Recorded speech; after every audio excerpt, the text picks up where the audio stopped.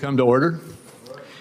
Senator Wyden will be in the room at any minute. I'm starting without him, with his permission, because I am going to have to make my opening statement and then leave to the Budget Committee very quickly, and I will turn the gavel over to Senator Wyden for his opening statement, and then he will continue to run the meeting until I get back. So, Ambassador, I apologize if I step out before you even get to speak, but rules are rules around here, and I've got to be present for a vote at 10:10 in a few minutes.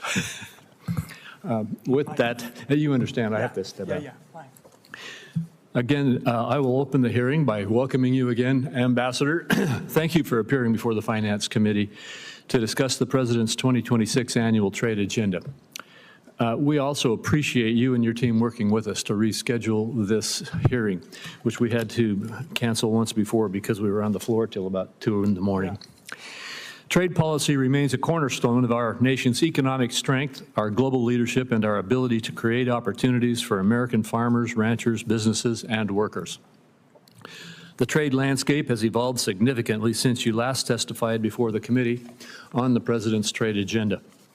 Today's hearing is an opportunity to take stock of where we are and where we need to go.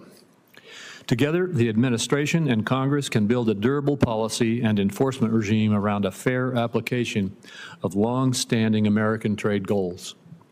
First, U.S. trade policy must reflect our strategic priorities.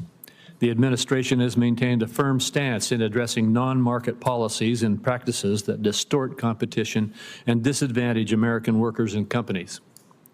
The administration also continues to emphasize rebuilding domestic manufacturing capacity and securing critical supply chains.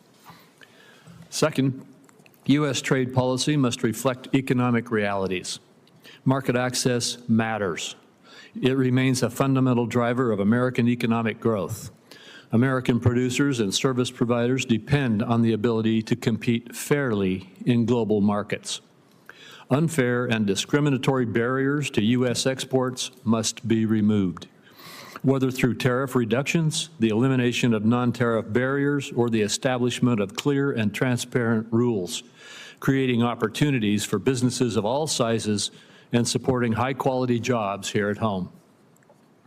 To understand why we need to do this, we need to look no further than to the U.S.-Mexico-Canada Agreement, or the USMCA.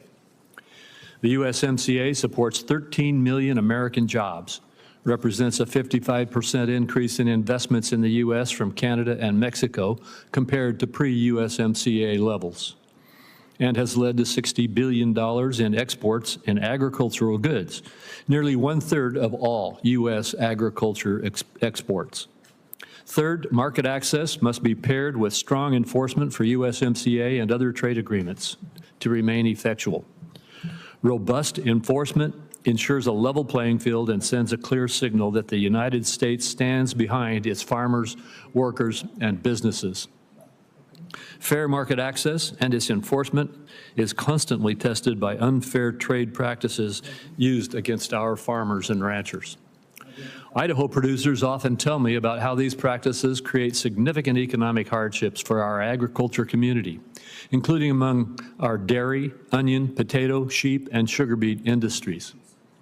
Meanwhile, a growing array of discriminatory measures in the form of digital service taxes, online content requirements, and data localization target U.S. digital firms and restrict U.S. competition barriers. These pose an existential threat to American innovation.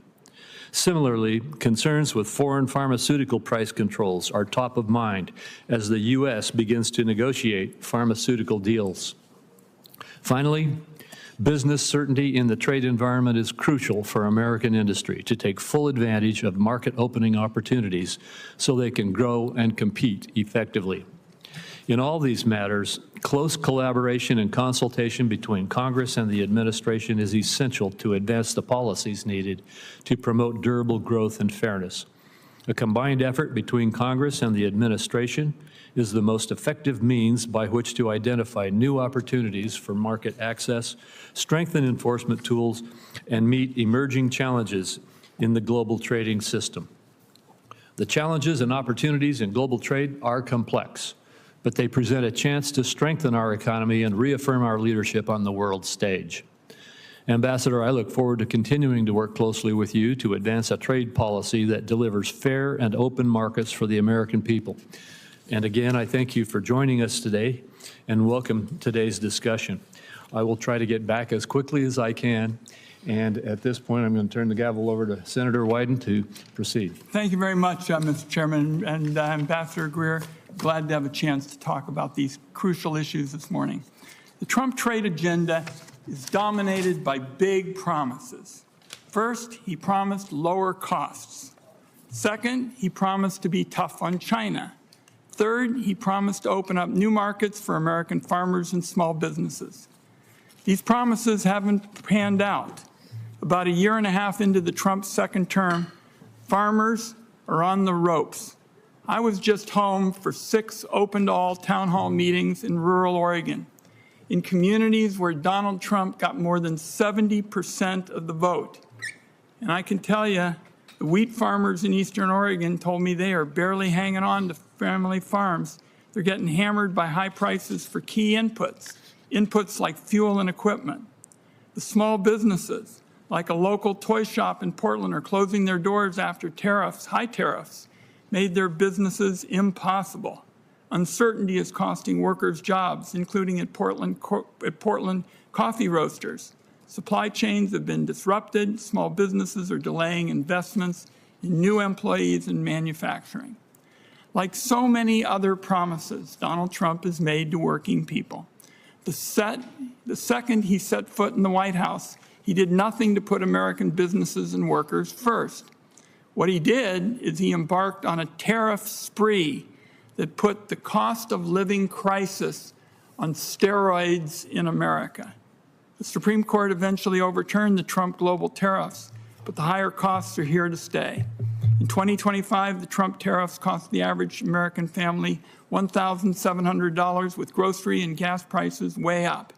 This week, Donald Trump announced massive new tariffs on clothes and school supplies and other products from Canada, using a provision based in the Smoot-Hawley Tariff Act of 1930. Americans ought to know that nobody, not even Herbert Hoover, used this provision before, but Donald Trump dug up a zombie law to make things even more expensive for Americans. Trump's next trade scheme is ordering USTR to reconstruct his illegal global tariffs under the guise of addressing forced labor. As I've recently said, if the administration wants to get serious about forced labor, the first step is to look at its own enforcement record. Donald Trump has failed to enforce the laws that we've got in the books and has cut government efforts dedicated to fighting forced labor around the world. Ambassador Greer, at our hearing last year, you told us that nearly 50 countries had approached you, and those countries were clamoring for trade deals. Instead of agreements, what I've seen is we have press releases and announcements about supposed deals that haven't been approved by Congress, haven't been enforced, haven't opened markets, and haven't reduced tariffs. My own take on these proposals is there is no there. The one piece of the Trump administration trade agenda that does seem to be progressing is the corrupt enrichment of so many in the Trump orbit, his family, his allies, and himself. Donald Trump lowered tariffs on Switzerland after Swiss billionaires gifted Trump a gold bar worth more than $100,000. A Korean company under investigation for trade cheating paid the Trump holding company $2 million. And the administration waived export restrictions on the UAE after an Emirati company invested $500 million in the Trump cryptocurrency agenda. I could go on. We've got a busy morning. The bottom line is American families are paying more in tariffs so Donald Trump and his cronies can profit. My own take is the way to stop this corruption and chaos is to take unfettered tariff power away from the president. It's well past time to put Congress back in the driver's seat on trade. That's why today I'm able to introduce the Congressional Trade Powers Reform Act. It overhauls existing trade powers to ensure that no future presidential administration can abuse its authority on trade and thrust the country into a cost of living crisis. It would require congressional approval of any tariff proposed by the president, and it would establish an advisory committee to ensure that Congress actually is in a position to exercise its rightful oversight over tariffs and trade. It is time to restore consistency, reliability, and success in our country's trade agenda. That's what my bill is all about, and I look forward to talking to colleagues on both sides of the aisle on that. I look forward to today's question and answer. Ambassador, we're glad you're here, as I've said, and please proceed. Thank you, Ranking Member Wyden, Chairman Crapo, Senator Bennett, and the rest of the committee. I also thank you for keeping in touch with me as USTR has prioritized our consultations with Congress during this busy time for trade policy. As you know, the President's trade policy in 2025 was characterized by a national emergency, a $1.2 trillion trade deficit, which had exploded 40% in the prior 4 years, and an industrial base too atrophied to support our national security and economic competitiveness adequately, let alone support a strong middle class. That national emergency still persists, and so our policy remains the same. The specific authorities this administration is using have changed, but the trade strategy has not. We are committed to continuing to use tariffs and to negotiate deals to support the reindustrialization of our economy, protect American workers, and increase their wages, and shrink our trade deficit. The problems the President's trade policy seeks to solve are generational. These things were not broken in a day, and they won't be fixed overnight, but they must be fixed. This is why I'm pleased to report that the combination of tariffs and deals core to the President's trade policy has yielded quick and impressive results. For starters, the United States currently has 19 framework or reciprocal trade deals covering 32% of global gross domestic product. Here's one in my hand. It's the deal with Indonesia. It's substantive. There are annexes. There are tariff schedules of all the things that they'll be reducing for the United States, and I have a dozen more deals like this. The new market access secured in these deals and the protection they offer from unfair trade practices has been a boon to our producers. Goods and services exports have marked the highest monthly levels on record in American history from February through May of this year. Everyone said trade would collapse. We've never exported as much as we are now. And on the other side of the ledger, capital goods represent the largest share of our imports ever, accounting for 33% of imports in 2025 and 40% so far this year. In other words, we've shifted the bulk of our imports from consumer goods and autos to things we need to scale reindustrialization, like machine tools, injection molding equipment, and computing equipment. In other words, the United States has not stopped trading with the world, but the composition of that trade has changed in a way that benefits Americans. We're selling more to the world than ever before because of our increased capacity to produce, and our imports are increasingly the type of goods that help us produce even more here in America. And these dynamics have helped reduce our trade deficit. After the introduction of the President's reciprocal trade program in April 2025, the U.S. trade deficit in goods for the 12 months ending in May 2026 decreased by 24% compared with the same period a year earlier. Instead of an average annual 8% increase in the trade deficit we experienced under President Biden in 2025 under President Trump, that rate of increase slowed substantially, and now it's being reversed. For agricultural trade specifically, the story is even better. President Biden left office with a monthly ag trade deficit of $6.2 billion. Under President Trump, it's under $3 billion, and we are on the road to an agricultural trade surplus again. Services exports have also taken advantage of new market access. In 2025, the U.S. services trade surplus reached a record high of $327 billion. A large part of the positive change in our trade deficit is due to reduced dependence on China.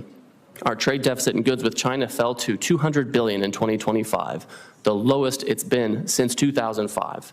And China's share of total U.S. imports fell to about 9%, the lowest it has been since China joined the World Trade Organization in 2001. So these trends are good for our economy and our national security, but they're really good for the individual workers and the families who make up that economy.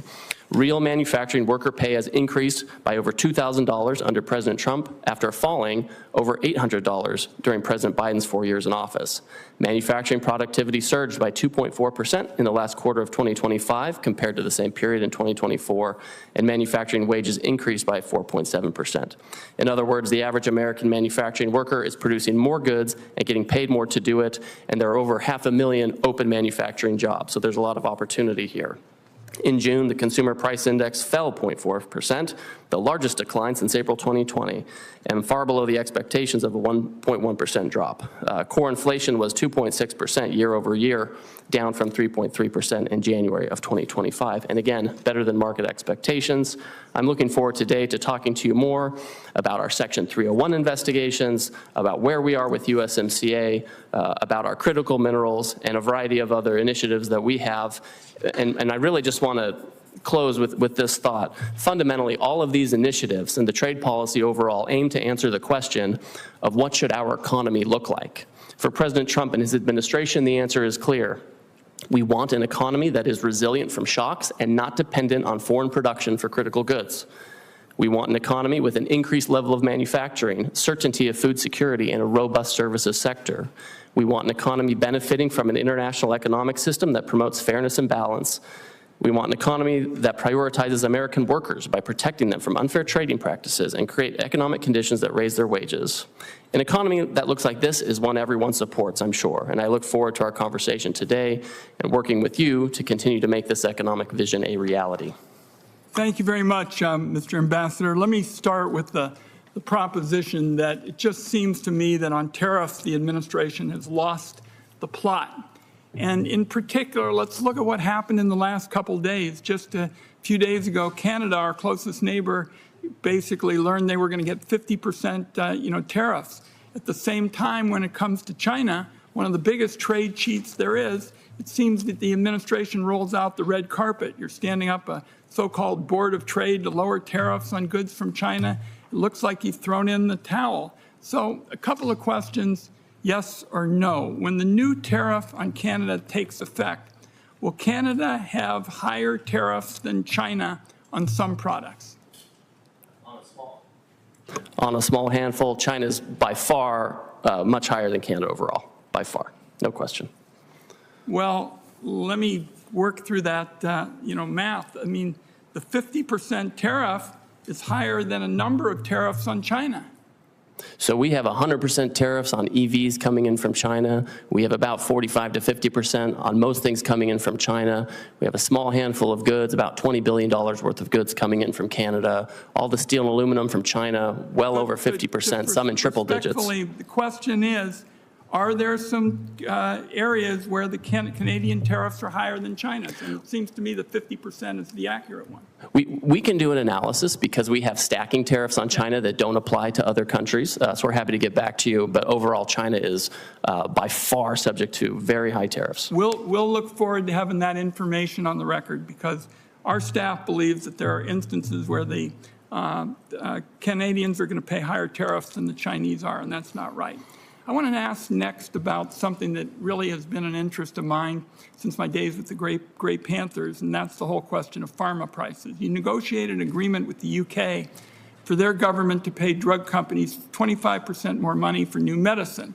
So it looks to me, and this is a field that I've worked in for a long time, you negotiated a deal to put more money into the pockets of big pharma. And it just looks like the drug companies, again, are just getting ahead. Now, Trump claims that this extra money for big pharma is going to somehow lower drug costs for patients in the United States. But the deals between big pharma and the Trump administration are completely secret. And it seems to me if they were such good deals for people, it would be public. So my question to you is, and I'd like your answer again as a yes or no, will you push for release of the written agreements with these pharmaceutical companies now? So, Senator, the domestic deals, I don't have jurisdiction over those, so I don't have any role to play in that. Our deal with the UK is public. The question was, I need people in the administration who have responsibility in trade to push for the release of these written details. So this is a question of yes or no, will you use your office to push for release of that written data because you've been involved in some aspects of pharmaceuticals? For our deals with foreign countries, they're public.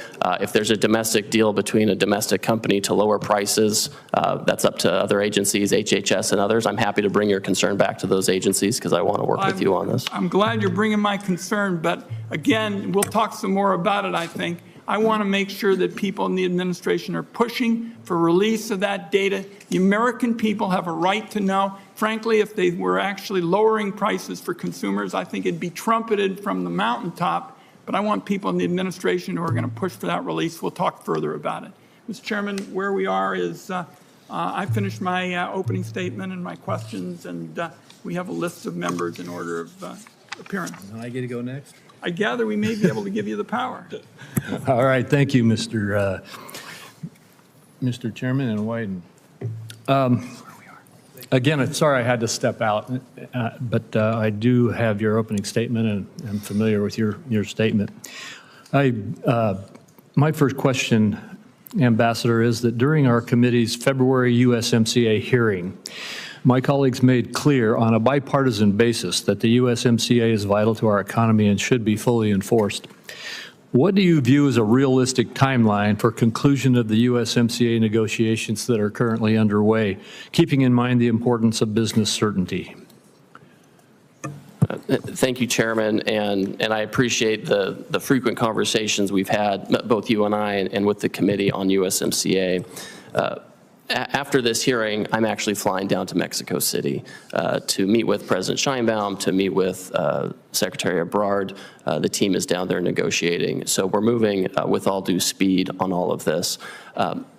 There are some issues in USMCA which take a longer time to address.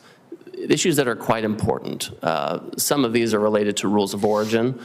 We want rules of origin in USMCA to be very strong to incentivize production in North America as opposed to other regions that have a lot of excess capacity or non-market practices. But it does take time to develop these. Similarly, I've heard from folks also in Congress about the need to strengthen labor and environment enforcement vis-a-vis Mexico.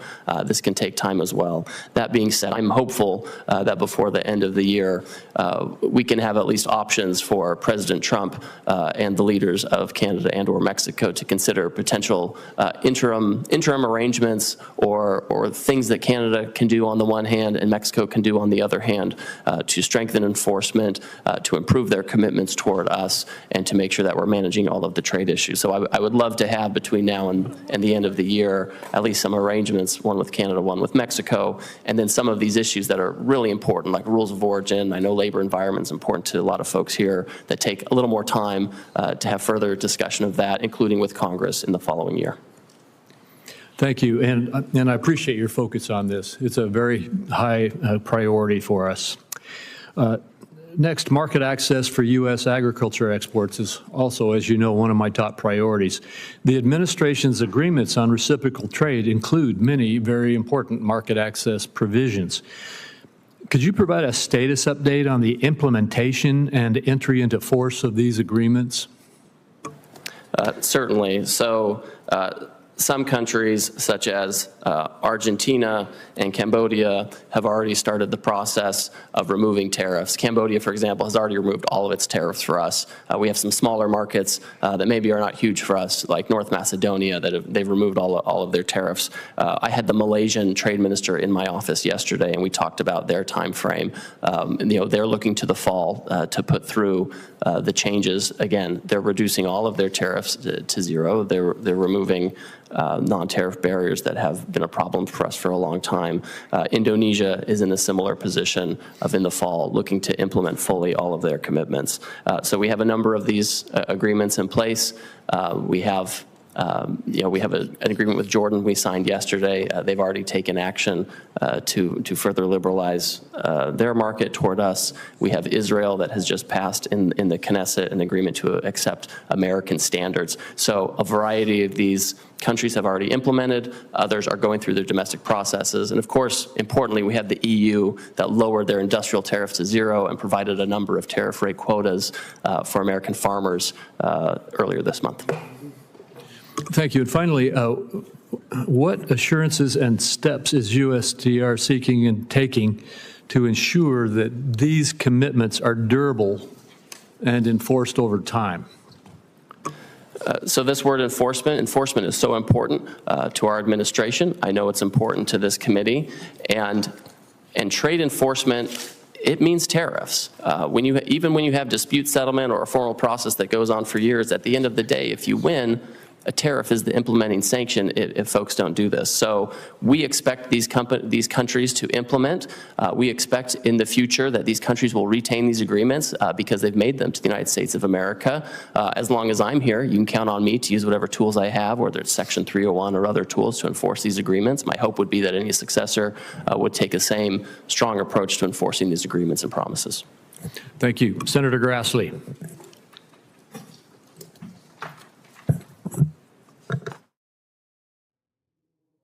In agriculture are very much a problem for the family farmer. And I want to compliment the President for delaying the 18% duties on Morocco phosphate coming into our country so that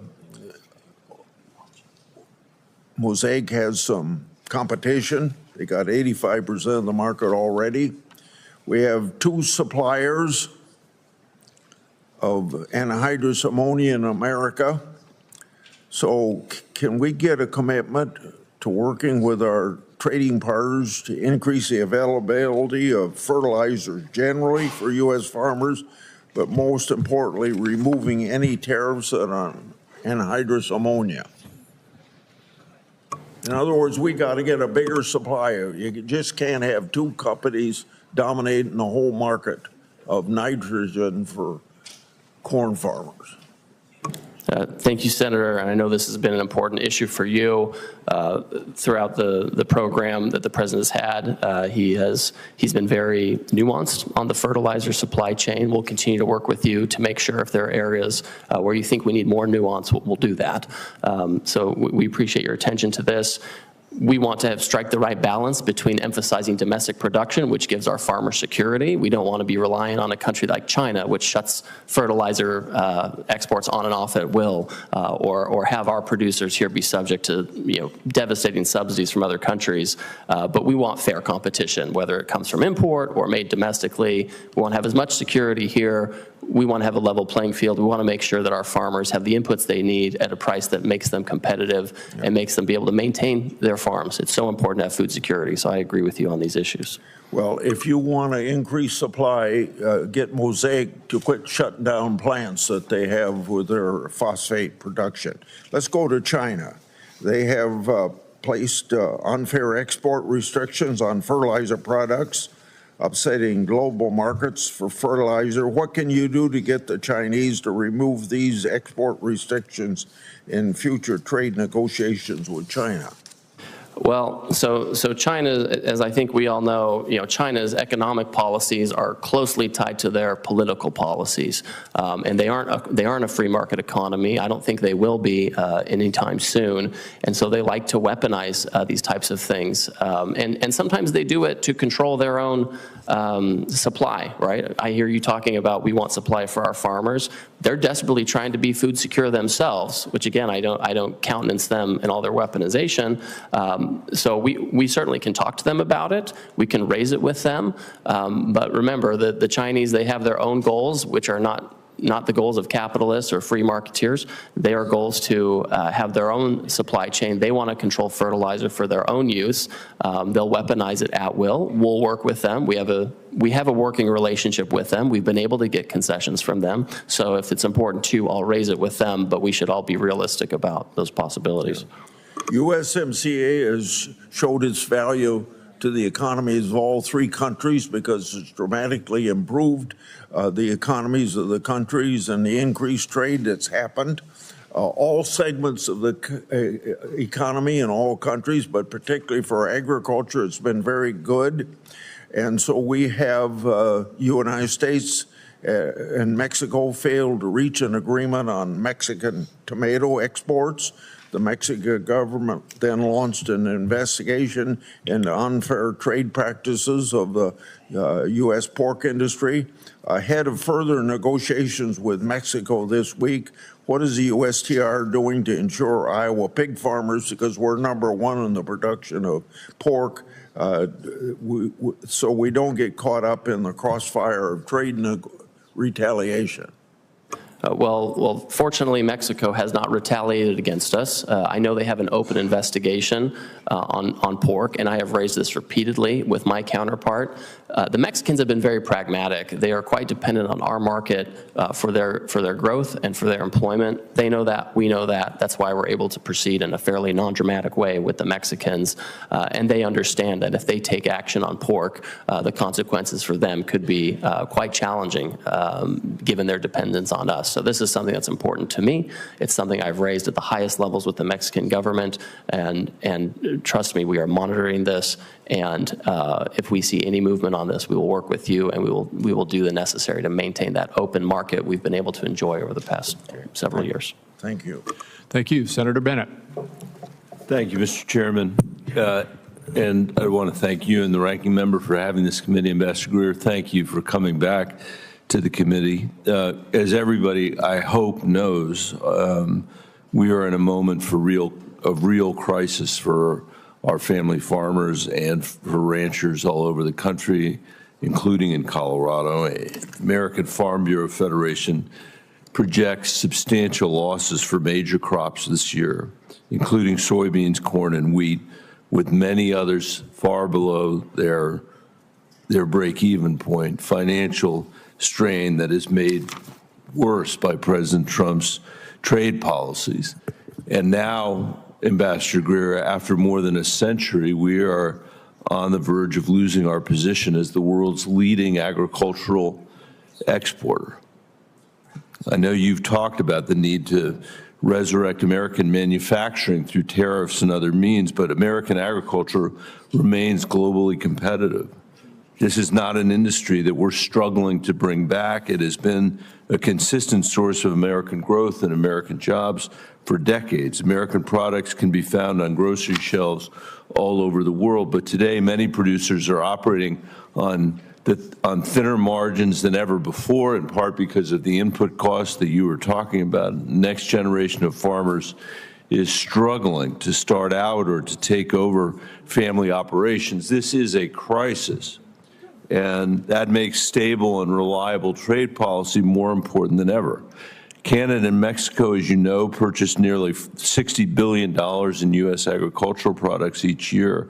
They are our two largest agricultural export markets and are among the most important markets for Colorado. And the USMCA provides the foundation for this trade.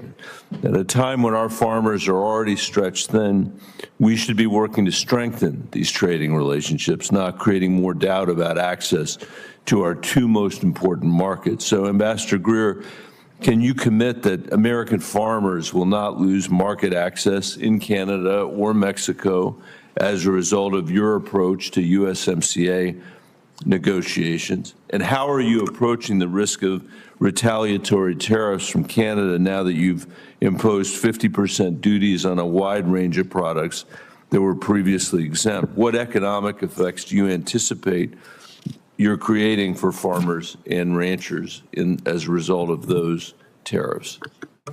So, Senator, for context, when President Trump left office his first term, we had an ag trade surplus.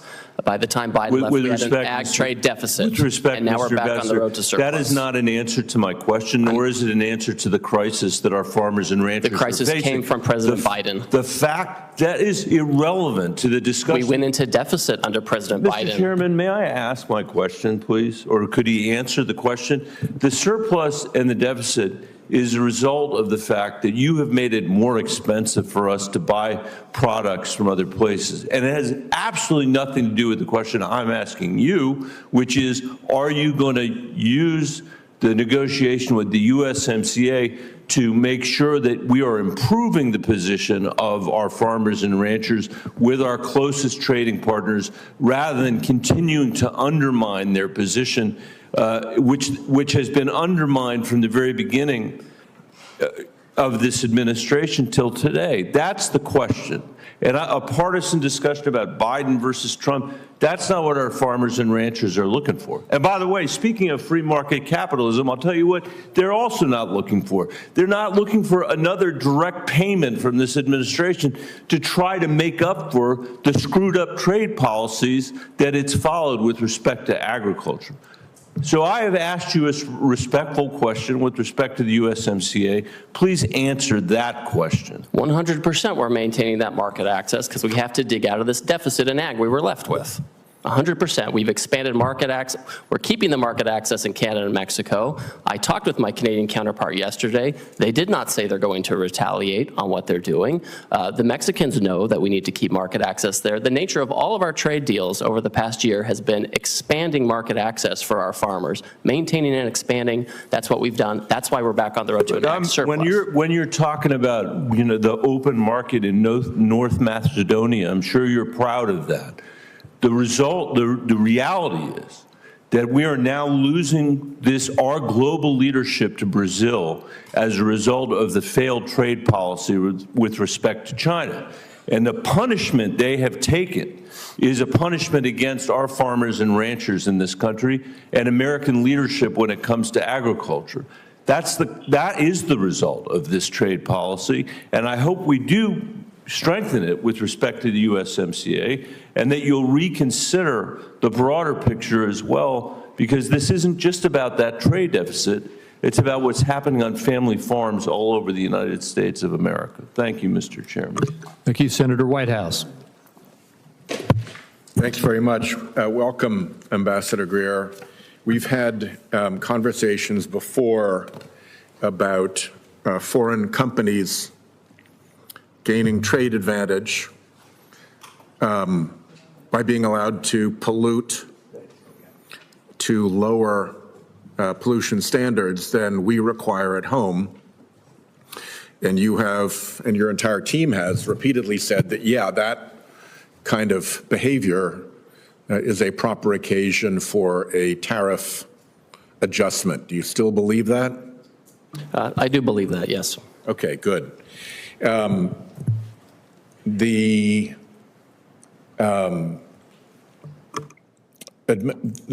multiple United States administrations have had a problem with enforcing environmental requirements in our trade agreements. I've condemned, I think, every administration since I've been here for crap enforcement, excuse my language, of environmental requirements. I understand that you are trying to improve on that. Could you describe the improvements you are pursuing? Thank you, Senator, and I'm grateful for your leadership on this issue where we have a lot of agreement.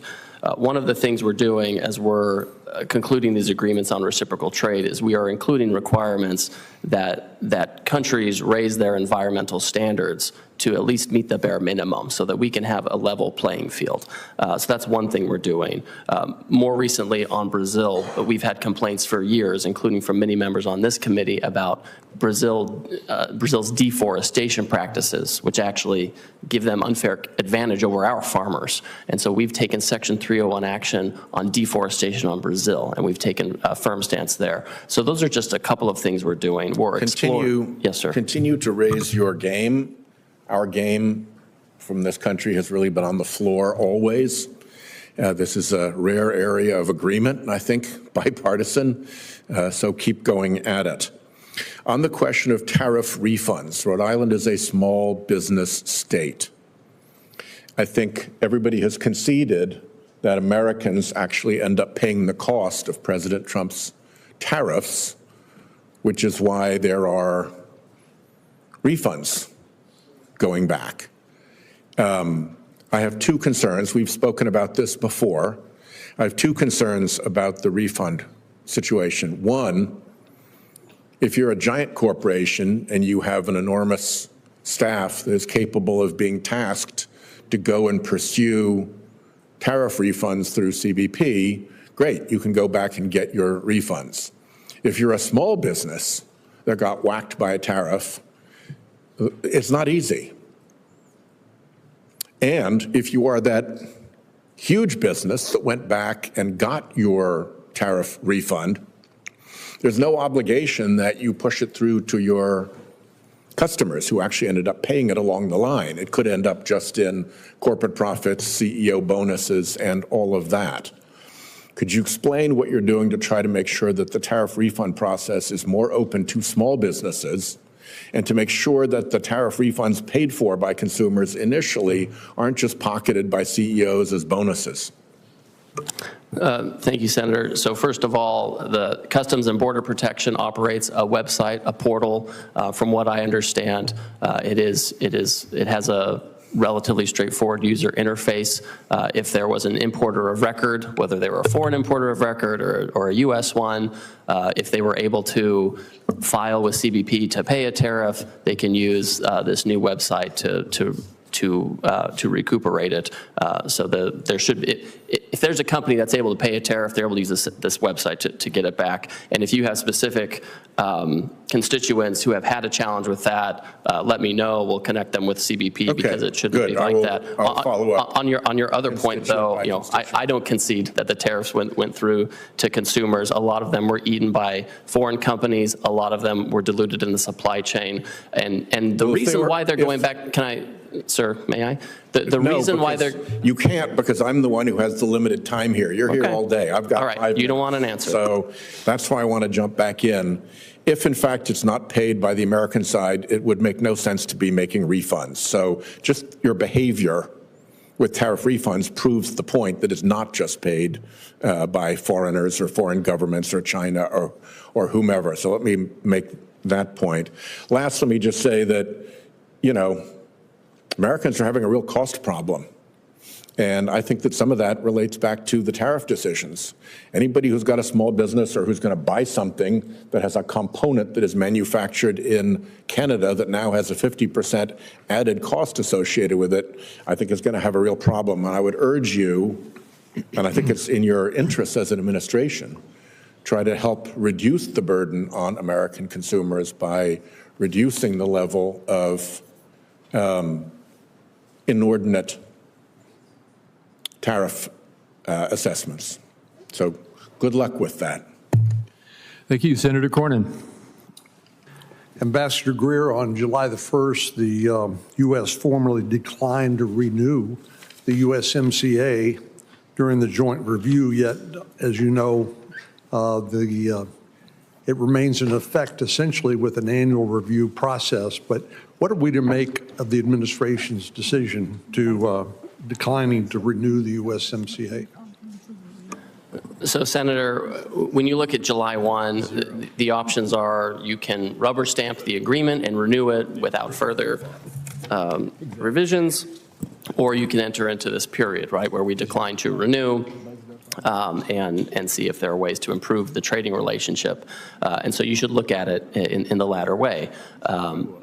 President Trump already last year, some of the problems he sees in USMCA in outcomes, you know, exploding trade deficit with Mexico, not enough auto investment in the U.S. Some of those problems he has already started to address with the Section 232 action on autos. But there are a lot of things that we need to cover with Mexico, like rules of origin. We want to make sure that any beneficiary and any beneficial trade between our countries benefits our countries and not a third country like Vietnam or China. So the administration wants to make it better. We want to improve our trading relationships with Canada and Mexico. There are some what I would call load-bearing pillars in USMCA, things we don't think about in terms of our ag market access, which we've talked about, you know, services access, a variety of things where we haven't seen issues, but where we have seen issues, we're already in process of fixing it to make sure we can get more production here in the U.S. As you know, Mexico has consistently not lived up to its obligations under the 1944 Water Treaty with the United States. So I appreciate the work the Trump administration has done to bring them into compliance, at least on a temporary basis. But because this is for a period of 5 years, the term of 5 years to comply with the requirements of the treaty, it leaves our farmers basically high and dry, literally, when they don't comply on a regular basis. Is there any way that the joint review process can reinforce those compliance and accountability for Mexico to help safeguard our farmers in South Texas? Well, I guess what I would say, first of all, this is largely a State Department jurisdiction issue because of the treaty, and USDA, you know, helps, and we monitor it because people have expressed interest. during the review process, it is clear from President Trump's perspective that if we want to have a beneficial trading relationship with Mexico and have some kind of arrangement with them, they also need to be playing ball on this issue. Obviously, there are border security issues. There are a variety of issues that aren't right in my wheelhouse, but the president is going to have a hard time agreeing to renewal or even revisions if Mexico isn't playing ball in all areas, and the water treaty is one of them. So one of the things that China has done over the years is created a dependency on it for things like rare earth element processing. And now roughly 90% of the processing of rare earth occurs in China. And I know there's been some efforts made to provide alternative sources, diversification of sources for the United States and other countries. What is the status of current negotiations with China on the U.S. access to processed critical minerals and rare earths? Well, Senator, they have committed, and they've had a commitment since last May to expedite export control process, processing export control applications for U.S. companies, including those that are routed through third countries. And so we are getting a flow of critical minerals from China. It's not as much as we would want. It's not at the pace we would want, but we are getting them. We're getting the majority of what we need. We have regular meetings and calls with Chinese officials at all levels. We, of course, maintain substantial leverage over them to make sure that they do this. We have a variety of trade tools that we've used and have some are suspended, some are in effect, that we can use to make sure that they comply. So we're getting what we need, but most importantly, we are accelerating domestic production to try to get away from that dependency. And I presume you would answer roughly the same when it came to the active ingredients in generic pharmaceuticals. So at this point, there aren't controls on those active ingredients, so we haven't had an issue getting those. But with the dependency, yes. In fact, you probably saw the president sent out a message last night about a trade policy he wants to implement to accelerate the production of generic pharmaceuticals here, in addition to the patented drugs that are also coming online here. Thank you. Thank you. Senator Daines. Thank you. Ambassador Greer, welcome to the committee. Good to have you here. Last November, there was a historic dinner at the White House. We had all 5 Central Asian presidents and their corresponding foreign ministers on one side of a table. I was there with the president, the vice president, Secretary Bessent, Secretary Rubio, as well as Ambassador Sergio Gore, for a historic moment there in the White House as these great Central Asian countries now are developing a much closer relationship with the United States. And as you know, geopolitically, it's such an important part of the world in a very tough neighborhood surrounded by Russia, China, Afghanistan, Iran. And as we have discussed, and by the way, one of the top issues they brought up that night at that dinner was a repeal of the antiquated Jackson-Vanik provision. It is an embarrassment the United States maintains these trade restrictions associated with Jackson-Vanik on Kazakhstan, Uzbekistan, Tajikistan, Turkmenistan, and now Azerbaijan. As of late last year, Azerbaijan is now officially part of what we call the C6. What used to be the C5 is now Azerbaijan, as we're pulling that group together as they work with the United States. This Jackson-Vanik restriction is an ancient relic of Soviet Union days. It long ago ceased serving any useful purpose. It's become a barrier to deepening America's relationship with this most strategic region. And again, it was the issue they did bring up with President Trump when we had dinner in November. Ambassador Greer, I know you've been engaged in that part of the world, very important. Would you support the efforts to repeal these antiquated trade restrictions? Well, Senator, thank you for your leadership on this issue, and I've spent time in this area. And if this is something that's important to Congress, my sense is that we'll be supportive. I mean, we're very focused on establishing reciprocal trade with countries. Uzbekistan has offered to open its market to us, and they've given us a very, very substantial market access offer to reduce tariffs on us during my trip that was there a couple of weeks ago. I think if this process goes along with these countries agreeing to open their markets to us, then that's a complementary effort that we could support. Yeah, and this is tied to some Jewish immigration issues from the Soviet Union days. The embarrassing part of this is that there's 3 countries that would remain after we get this bill through. And by the way, Chris Murphy is my Democrat co-sponsor on this. It's bipartisan. But the remaining countries would be Cuba, Belarus, and North Korea. And this is the embarrassing part of the Jackson-Vannon provisions. We have these countries that are working closely with us now in Central Asia and South Caucasus, and yet they're in this same list as North Korea, Cuba, and Belarus. So we hope we can get this done before the end of the year, and I appreciate your support on that. I know Secretary Rubio supports this in the administration as well. You recently traveled to Central Asia and conducted negotiations with some of our friends in that region. Could you talk a little bit about the progress that your team has made in Kazakhstan and Uzbekistan? Yes, and I'll talk about Uzbekistan first because I've interacted with that country the most. I just got back from a visit there. I met with their president and his staff. These are serious people who are changing their economy. It's much more Western-oriented. You land in Tashkent, and when you see the central square, they have a giant Coke bottle. They have got a mock-up of the Love statue from Philadelphia. This is a country that wants to be Western-oriented, not just in that kind of thing, but especially in economics. And so, like I mentioned, they have offered to open their market to us. They've given us a very robust market access offer to reduce tariffs on a number of things that are important to us. This is a country of 40 million people, which I think sometimes people forget or don't realize. So it's a real market. They're hungry for American goods, so it's a real opportunity.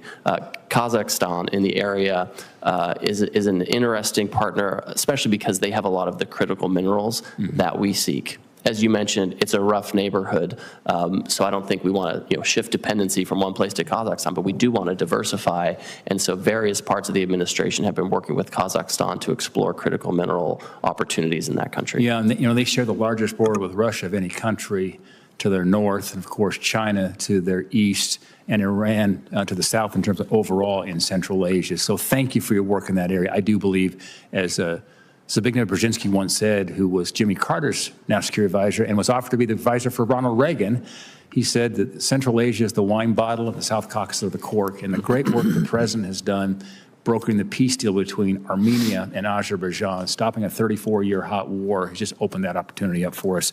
Last, I wanted to talk briefly on palladium. There's 3 chief producers of palladium in the world. It's Russia, South Africa, and Montana. The Russians are dumping palladium below prices here in the United States. It caused 700 workers in Montana to lose their jobs at that mine. They're under the assault of Russian market manipulation to knock them out of business. This brazen assault on U.S. national security and hardworking Montana miners can't be allowed to stand. Ambassador Greer, would you support taking corrective action to end Russia's market manipulation and ensuring we get Montana miners back on the job to supply this critical mineral, made in Montana mineral, no less, and support this industry? I am supportive. Anywhere where there's a distorted market, we want to get those fixed. We want to make sure that our miners have a level playing field, especially for a critical mineral like palladium. Ambassador Greer, thank you. Senator Warren. Thank you, Mr. Chairman. So Donald Trump campaigned for office, going out every day promising that he would lower costs for American families on day one. Then he takes office and he slaps tariffs on and off and on and off nearly every product that we import. Americans are now paying for it. Based on an analysis from the Congressional Budget Office and the Treasury Department's own numbers, Trump's tariffs are cost families an average of $1,700. And that was before his illegal war in Iran pushed prices even higher. So, Ambassador Greer, over a year ago, you sat in this very room, and my Democratic colleagues and I asked you about Trump's chaotic across-the-board tariffs and said they will drive up prices. And you said, no, we can have tariffs and lower prices. Well, now we have the receipts. So let's just clear this one up. Ambassador Greer, have Trump's tariffs increased prices for American families? Senator, no. Core inflation fell to 2.6% year on year. much better than in January 2025. So you're saying that what the Congressional Budget Office and the Treasury Department's own numbers, that families are paying an average of $1,700 more. Are you saying your own Treasury Department and your own Congressional Budget Office just don't know what they're talking about? Well, I'm interested in seeing what Treasury numbers you're talking about. No one's given them to me to look at, so I want to verify those. Actually, they've been out there in public now for at least the last 6 months. They've been widely distributed because families are paying more.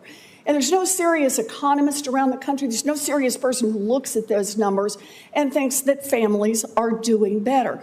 Trump's tariffs mean that families have paid, on average, $1,700 last year. And now the United States Supreme Court has said that those tariffs were illegal and that the Trump administration has to give people their money back. So far, the administration has been slow walking. Ambassador Greer, are American consumers going to get any refunds on the tariffs that were illegally collected from them? So, Senator, when the court ruled on this, they did exactly what the Democratic attorney generals who sued asked to do, which was to give money back to the companies, foreign and domestic, that paid the tariffs. That's what Democratic attorney generals asked to do. They didn't say give it to consumers. So that's how they said give it to companies. Look, so that's what we have to do. I understand that's what we have to do. How they got standing. But the question I'm asking the administration, are you going to get money back to the American people who paid more? What the data show is the American people picked up about 95% of the cost of those Trump tariffs.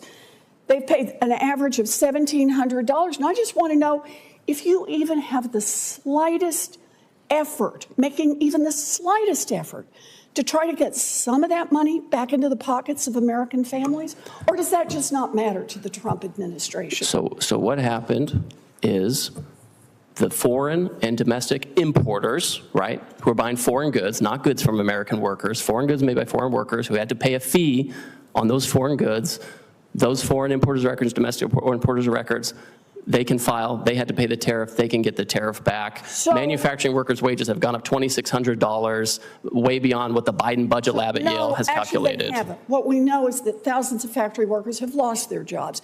That means their incomes have gone to zero.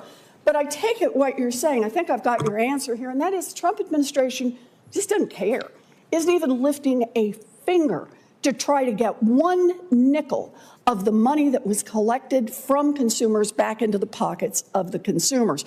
And that certainly is where they are right now. Instead, what you've been doing is searching for other ways to see if you can take money out of the pockets of consumers with tariffs. And just this week, you slapped on new tariffs using an obscure law from the 1930s, plus using something called Section 301. But here's my question. Ambassador Greer, if the Supreme Court strikes down your next round of tariffs, do you have a plan in place for how to return the money that American consumers pay under those tariffs, how to return that money directly to the families who pay? You can do this now. Put a plan in place. Do you have a plan in place? Customs currently has a website to return any tariffs to the foreign importers' records or domestic importers who paid them, and they'll continue to do that. I'm asking you about American families, the people you're supposed to be working for. Do you have any plan, if this next round of tariffs are struck down, for how you're going to get the money that is collected from American consumers back into their pockets? The normal way that customs law worked is that the importer of record, if they pay a tariff, it's overruled, they give it back. There's never been any. No. Look, I believe that tariffs can be used strategically quite valuably, but what the Trump administration is doing is picking the pockets of American consumers, and after Donald Trump promised he would lower costs on day one, he puts in place tariffs that have done nothing but raise prices for consumers. Thank you, Mr. Chairman. Thank you. Senator Smith. Thank you, Mr. Chair and Ranking Member, and good morning, Ambassador Greer. So, Ambassador Greer, I am firmly in the camp that, as you and I have discussed, that our trade policy should support good jobs and domestic manufacturing, and that those trade policies should have strong labor and environmental standards. I appreciate what Senator Whitehouse was saying earlier, and that for too long our trade policy has tilted too much towards making it easier for big corporations to send jobs overseas. And this is not, in my mind, a Democratic or Republican issue. I've criticized Democratic administrations as well as Republican ones for not getting this right. So with that in mind, I have two questions that I want to try to get to with you today. One is around taconite, and the other one is around sugar. And I'm going to start with taconite.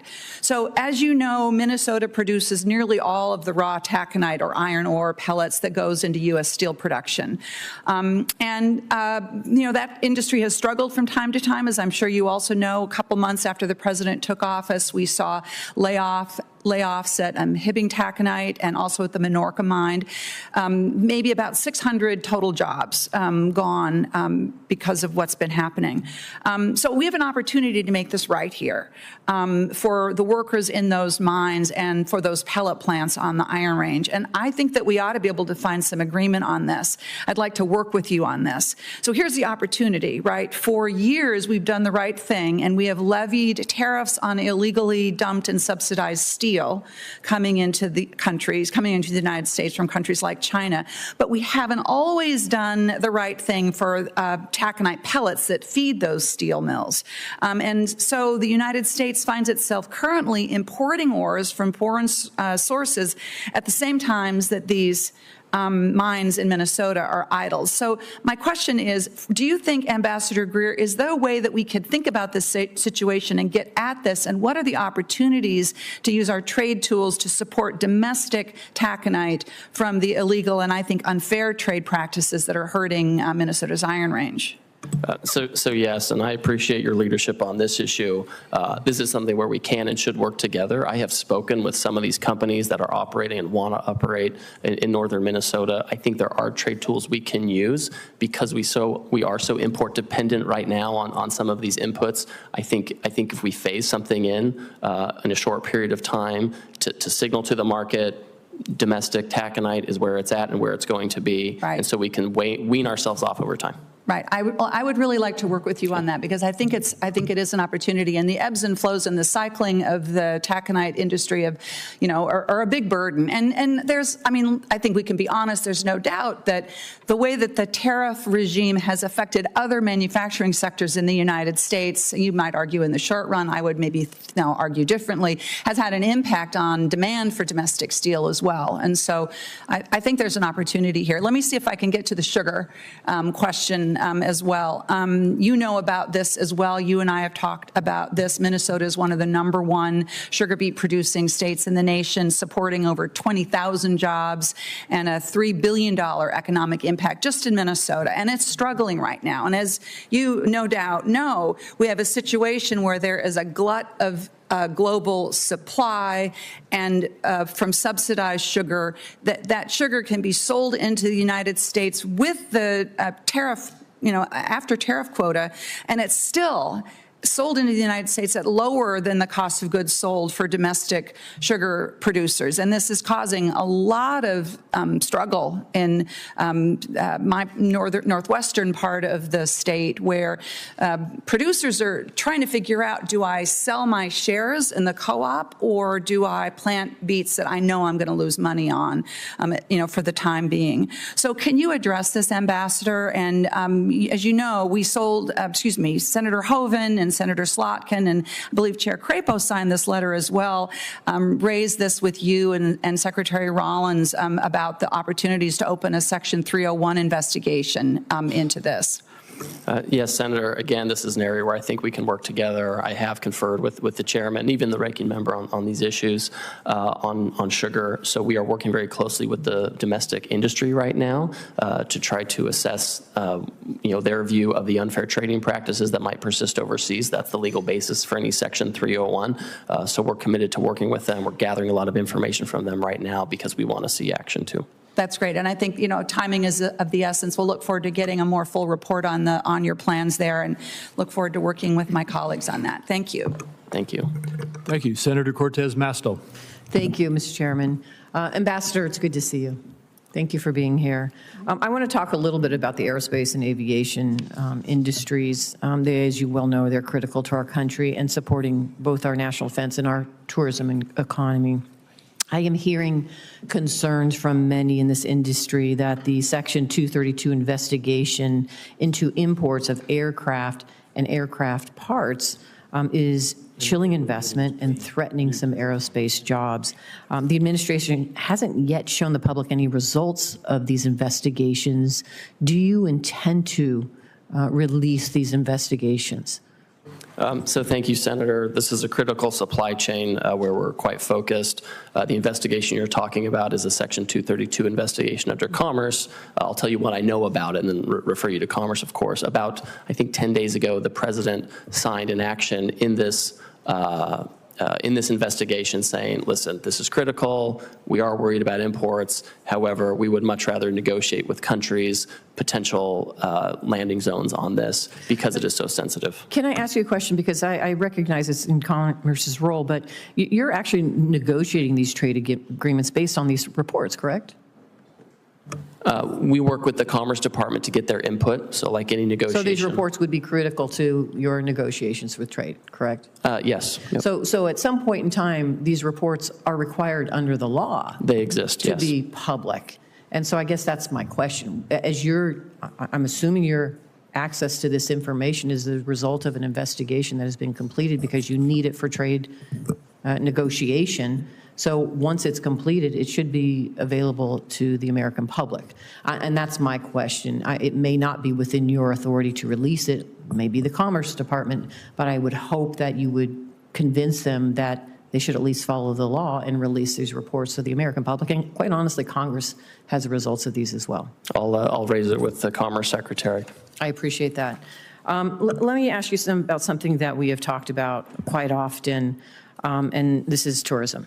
We talk a lot about a trade deficit in goods, which I so appreciate. But last year, for the first time in decades, the U.S. experienced a trade deficit in our largest service export, and that's tourism. And after running a trade surplus in travel in 2024, we actually experienced a $14 billion trade deficit in 2025. I have seen that in my home state of Las Vegas. We have seen that across the country, quite honestly. With your focus on the trade balance, what is your analysis of why this sharp drop in tourism has happened? Have you looked at this at all? You've talked to us about this before, so it's something that we think about, and it falls into that bucket of services. And in the overall category of services, we've never exported more services before. But I know for you in Las Vegas particularly, this is an issue. We're hopeful that with the World Cup, we saw an uptick in the past couple of months. We think we've seen a lot of, when I've asked even domestic industry about it, airlines, credit card folks who are doing this, they've seen a lot of internal and domestic. So whether it's imports of tourism or domestic tourism, I think my goal is just make sure that places like Las Vegas are up and running. I'm happy to work with you more on this to identify things we can do. We can work with the Commerce Department on tourism promotion. They have their own bureau to deal with it. So I appreciate that. Senator Moran and I have introduced legislation to include a travel and tourism working group in the USMCA. Would you commit to supporting that? I will, yes. Thank you. 100%, yes. Thank you. I appreciate that. Let me talk a little bit about critical minerals. And I'm curious, you and I would both agree, critical minerals and critical mineral supply chain is important for this country, right? And so it's an area that I've worked in quite often and talked to you about, and I appreciate your comments. Let me ask you this, and just if you can provide states of industrial commodities, including critical minerals. However, shortly after that release in that statement, multiple Indonesian officials, including their Minister of Economic Affairs, disputed that Indonesia would open its exports of raw minerals to the U.S. Again, there was another signing, a trade agreement in February. The White House made that same statement, and then Indonesia again said, no, that is not going to happen. So can you let us know, is Indonesia, are they agreeing to change its laws and regulations so that it will export raw ore to the U.S.? Where are we, and what is the status of that? Thank you. This is really important to us, too, and we want to hold Indonesia's feet to the fire on this as well. What they have, like many countries, they have an export control regime, and they've committed to us to expedite that for us. You can imagine they don't want to be in a situation where everything they produce has to go to one country in the area, so they're trying to balance geopolitically what they're doing. They're working with us. We had a complaint once about some minerals not being able to be exported. We called the Indonesians. They took care of it right away. We have a good working relationship with them, so we just have to keep their feet to the fire to have them live up to these agreements. Thank you. I know my time is up, Mr. Chair. Thank you. Thank you. Senator Welch. Thank you.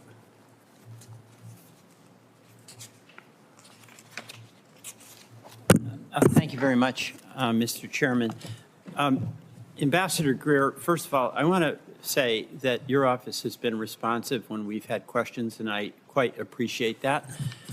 But what I do want to take this opportunity to do is explain to you whatever the intent of the tariffs are. It's really causing a lot of harm so far in Vermont, both the tariffs and the way in which they are variable and changing quite a bit. And I want to take the opportunity to tell you, because I know you're concerned about the well-being of small businesses. I know you're concerned about the well-being of everyday consumers. But the tariffs are really, really troublesome in Vermont. Number one, our tourism is down about 40%. A lot of that has to do with the rhetoric that the president has used, and I don't hold you responsible for that. But the 51st state, the governor of Canada, that rhetoric has really inhibited Canadians from coming down. Steve Wright, who's the head of Jay Peak, a really prominent resort in northern Canada, got a call where 100 people from Canada canceled their trip to the U.S., to Vermont. You can't do anything, I guess, about that, but I hope to the extent you can urge the president to speak in a much more courteous way towards our Canadian neighbors. That's going to help us in Vermont. The other thing we're hearing about, or I'm hearing about, Canada is Vermont's #1 trade customer, $631 million worth of goods annually, 3,600 jobs in Vermont. And as a result of the tariffs, let me just give you some examples. And I appreciate you listening, but I really want Vermont to be heard as to the concrete outcomes of what's happening and the way it's being done. Rovers North is a small business in Westford, Vermont. They rehab Land Rovers. For the first time in 50 years, they had to have layoffs.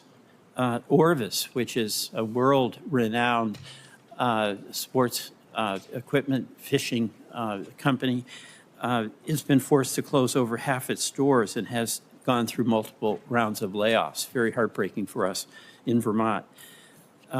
Jasper Hill Farms is an international award-winning cheesemaker. It was started by two young brothers in Vermont. It has now achieved distinction worldwide. In Hill Farmstead Brewery, which is also started by a sixth-generation young man in Greensboro, Vermont. Both of those have seen their overhead and equipment costs double in price. They're losing business daily to Canadians because they don't come down for their visits to their companies. When the global liberation tariffs were first announced in April, pardon me, of 25, President Trump excluded more than 1,000 products without providing any rationale for why those specific products were listed. And those exemptions were made, and it appears it was made because whoever was on the receiving end had the ability to contact somebody in the White House to get an exemption. Our Vermonters don't have that telephone number. So we're just getting hit with these tariffs, and it looks like to some extent, if you have access to the administration, you may get an end around and avoid them, which is really troubling to us in Vermont. We are having trouble getting the refunds. I heard the exchange, and I know that you have to follow the law. I heard you explain that. But just going through that has been really tough for us. So I just want you to understand how tough this has been in Vermont. We really value our relationship with Canada, both emotionally and financially and economically. In the way the tariffs have changed constantly, and recently, just I think 2 days ago, the president has announced new tariffs that may go into effect. People just don't know what to count on, and it's hurting us badly. So I guess I'll end by just asking if you can give me some assurance that there'll be more clarity and certainty to the tariff policy and frankly, a respectful engagement, even if negotiations are tough, but where we're treating Canadians as the longtime friends of Vermont that they've been. Thank you for listening, Mr. Ambassador. Just briefly, because it's out of time, Canada has benefited from the best trade agreement, even under the trade treatment, even under the president's trade policy since last April. The vast majority of what they're sending to us has come in preferentially. It has remained that way. It's been consistent that way. Even now, with the tailored actions we took this week, we're fighting against a ban on American liquor on shelves. We're fighting against hard caps on export of American cars. So we've never banned Canadian products. We've never done that kind of thing, but we're fighting against caps on American cheese. I think about your cheese producers. They should be exporting more to Canada. Can't refuse this. So we're trying to balance this relationship, have as much trade, liberal trade in North America as possible while protecting our producers. It's not going to happen overnight. We didn't get into this problem overnight, won't be fixed overnight, but I want to work with you. You list off a lot of companies. I'm happy to meet with them personally and talk to them. Sometimes it's tariffs, sometimes there are other things going on, but if there are things we can do to try to smooth this process for them, I want to work with you. Okay. Thank you. Thank you, Senator Barrasso. Thank you, Mr. Chairman. Great to see you again. Thank you very much, Mr. Ambassador. I want to talk about soda ash exports. As you know, Wyoming's Green River Basin is home of the world's largest deposits of naturally occurring trona. It's the mineral that's refined into soda ash. It's Wyoming's top export, supports thousands of jobs across the state, and the industry is facing a serious challenge. That's because earlier this year, producers in India petitioned their government to restrict imports of American soda ash. The result can be a hard limit on how much American soda ash can enter their market, regardless of the price, regardless of the demand.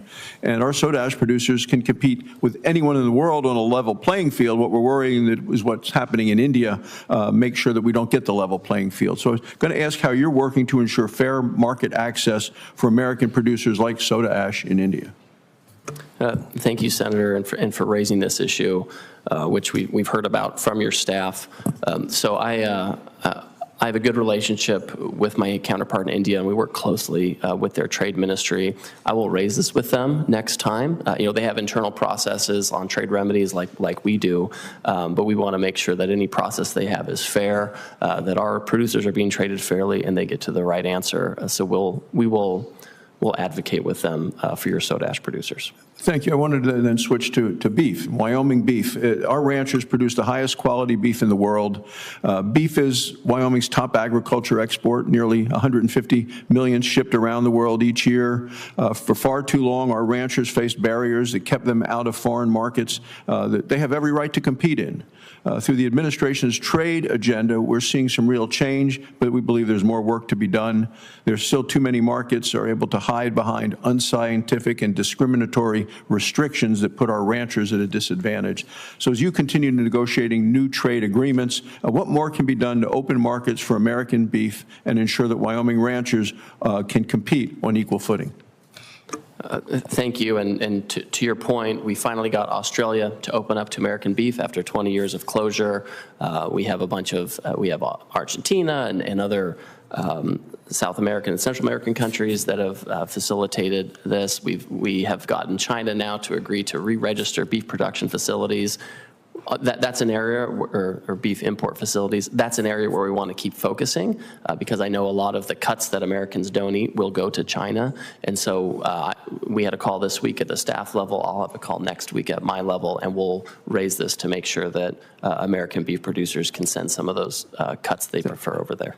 Thank you. And, you know, I appreciate you doing the job you're doing in terms of highlighting American manufacturing job gains and wage growth. You did it in your testimony today, so congratulations on the success there. You know, in Wyoming, chemical manufacturing is driving much of our progress. Wyoming sends over $1 billion in chemical products across the world each year. Our producers are positioned to reach even more markets. So trade deals like the U.S.-Mexico-Canadian agreement have included commitments to reduce barriers in specific industries like chemical manufacturing. Progress has been limited. So how are you pushing trading partners to follow through on industry-specific commitments and open their markets to our manufacturers across the board? So, Senator, there are really two ways we approach this when we negotiate. On the one hand, you have the tariff barriers, where we ask them to remove tariffs, particularly on chemicals. So that's why we have the European Union. Despite hundreds of years of working with these countries, finally we have an agreement, and they've actually lowered, you know, as of a few weeks ago, all of their tariffs on all industrial goods, and including chemicals. And then there are non-tariff barriers. For each country, we give them a list of specific things, maybe they're regulatory things, maybe they're certifications, and we ask them to resolve, to simplify, to allow them to do this. And that's how we approach it. Great. Well, let me finish with this question on the Wyoming sheep industry. The sheep industry has been part of our ranching heritage for longer than we've actually been a state. And earlier this year, I raised concerns with your office about surging lamb imports and the strains that they're putting on Wyoming sheep industry. Family-owned operations that have sustained rural communities in Wyoming for generations are now fighting to survive. So I want to thank you for directing the International Trade Commission to investigate whether these imports are harming our domestic industry, and our producers deserve, I believe, a fair chance to compete in their own market. So can you speak to how this investigation is expected to unfold and what you expect going forward? It's a safeguard investigation. I was not in Wyoming, but I was in Utah last week, and I met with farmers who literally were crying tears of joy that this had been initiated. So thank you for your advocacy. The ITC in coming months will initiate this investigation. They will ask the domestic industry and the importers for information so they can determine, was there a surge in imports? Is there serious injury to the domestic industry? If so, they can make a recommendation back to our office and to the president. So we'll see how that investigation turns out and take action if appropriate. Thanks so very much. Thank you, Mr. Chairman. Thank you. Senator Warnock. Thank you, Chair Crapo.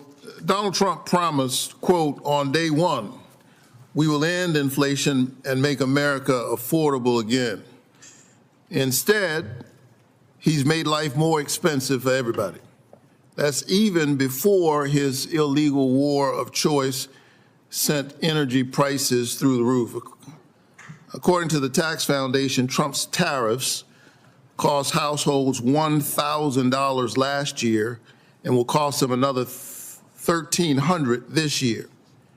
The New York Fed found that in 2025, 90% of the economic burden from the tariffs were ultimately paid by American consumers and businesses.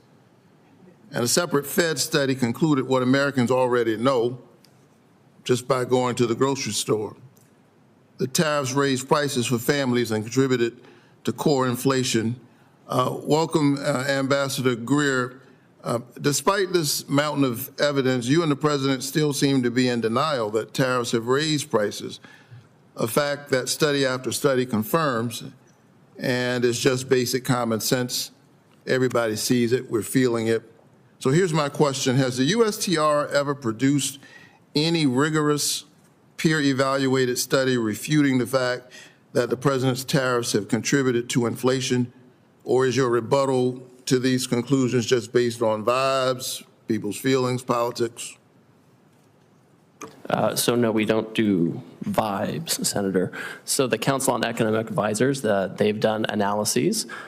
We have seen, in fact, in the last month, inflation drop by 0.4%, core goods to 2.6%. Quite a contrast under Biden time with a 9% inflation. Eggs have gone down by 28% year on year. Do you want the data, sir? Well, I'll give it to you. I want an answer to my actual question. Well, I have data. I'm trying to give it to you. My question is, have you ever produced a peer-evaluated study refuting this evidence?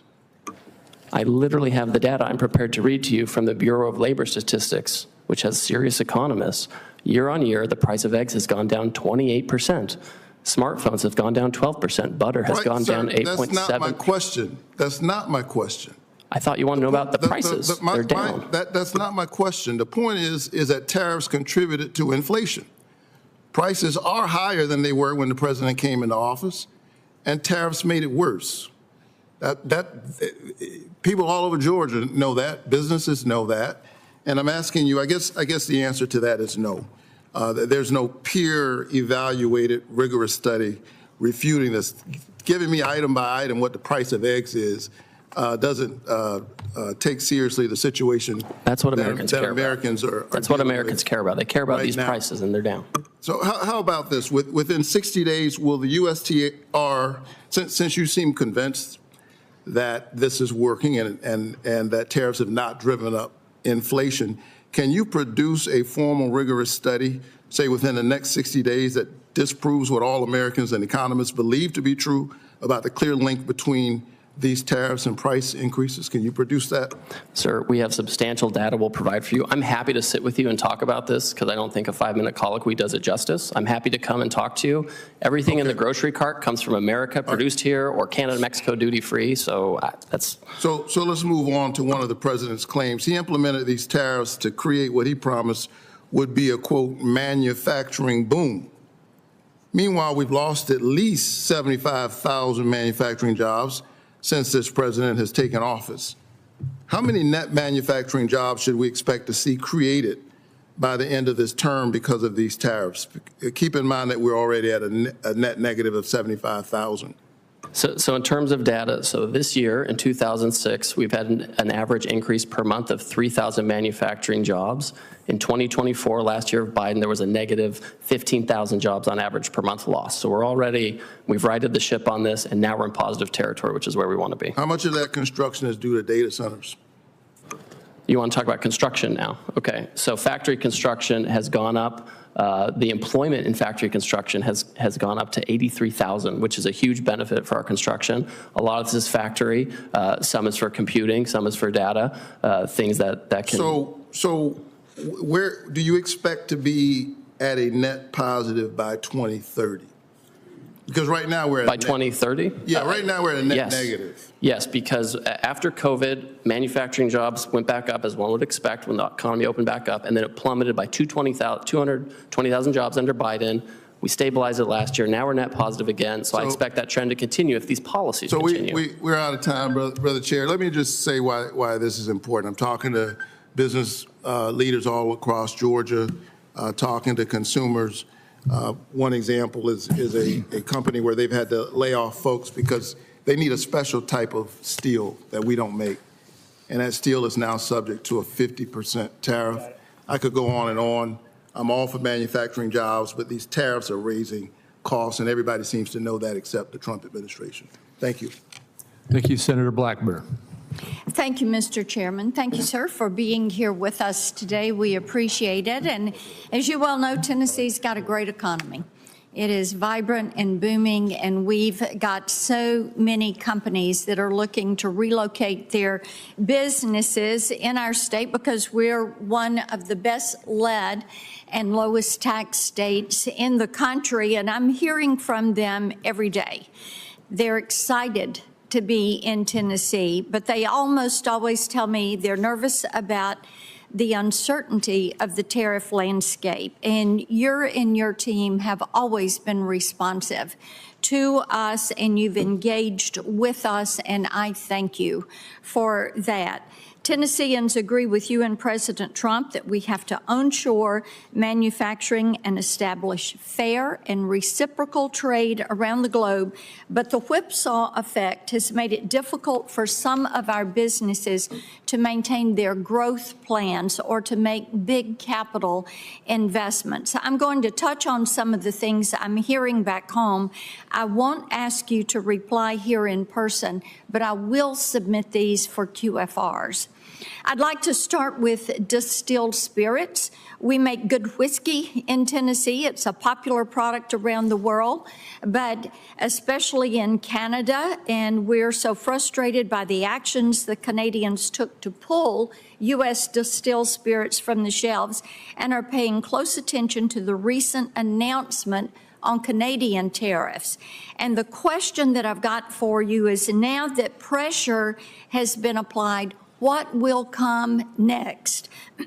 What do you anticipate to be the next step? How do we get the Canadians to put Jack Daniels back on their shelves rather than allowing them to continue talking this thing and not reaching a resolution? On the other side of the border, we've got Mexico. I know you're heading down there this evening. I'm hopeful that your discussions will be productive.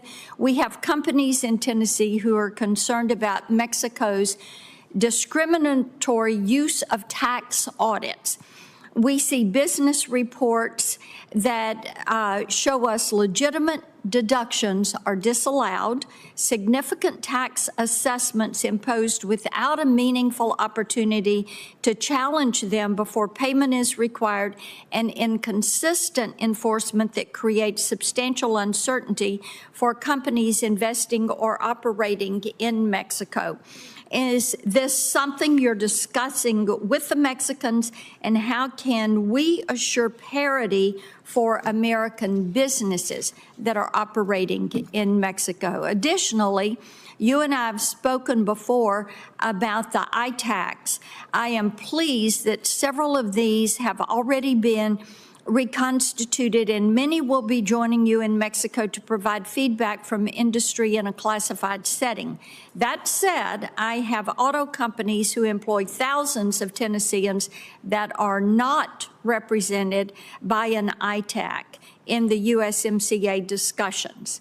So will you commit to working more closely with them to ensure we land in a good spot on issues like rules of origin and content requirements? Changing gears, we've been paying attention to the Brazil tariffs. Last week, USTR finalized 25% tariffs on imports from Brazil. When the tariffs were originally proposed, a specialty wood pulp was to be excluded. However, when the action was finalized, that specialty wood pulp was subject to the tariff, even though the domestic supplier cannot meet the industry's demand. I have a major employer in East Tennessee who will be negatively impacted by this. I'd welcome the opportunity to help set up a meeting for you or your team so that you can engage directly with these folks who are working to find a solution. Will you agree to sit down with them? I also want to touch on China. I spoke last week with several of our Treasury nominees about the importance of holding the Chinese accountable to their commitments. Soybeans are our largest ag export in Tennessee, and China is the largest purchaser of those soybeans. I'd like to ask you the same question. How are you ensuring, when you get commitments from China, that they actually follow through? And as you address this issue, how can we stop the nefarious practices we see from them, like dumping and transshipment, which has such a negative impact on many of our companies? I am a little over time. I'm going to look forward to your written response on the questions. So often, what we have found in our office is we're the first stop for companies that are trying to navigate a complex trade environment. They're looking for certainty. And as you know, many of these companies want to make major capital investments in states like Tennessee, and they want to utilize all the benefits of the Working Families Tax Cut. So we are seeking to work with you to find answers and to bolster manufacturing in the United States. Thank you, and thank you, Mr. Chairman. Thank you, Senator Blackburn. And Senator Wyden has a quick closing statement, and we will be wrapping this hearing up. The vote has already started about 10 minutes ago. Thank you very much, Mr. Chairman, and I will be brief. As I indicated in my opening statement, today I introduced legislation to move trade back to where the American people have a voice, and that's Congress. If you take today's situation and what we learned this morning I don't believe that Congress would go out and put a 50% tax on goods and services that jack up prices on the American people. I think what we would do is we would put Americans first, which is what the founding fathers had in mind. And I think it's very fitting that we had this hearing, Mr. Chairman, on a day when I said it's also time to empower the American voter on this trade issue. That's what I've done with my legislation, and I hope we'll pick up support on both sides of the aisle. Mr. Greer, thank you for being with us for questions. Look forward to working with you, Mr. Chairman. Thank you, Senator Wyden, and that does conclude the hearing. Again, I also want to thank you, Ambassador Greer, for accommodating our having to reschedule and for making the time to come and meet with the committee today. Congress looks forward to continued collaboration with the administration to advance trade policy that benefits the American people. With that, I remind my colleagues the deadline for submitting any questions for the record is 5 p.m. next Wednesday, July 29, and the Finance Committee stands adjourned.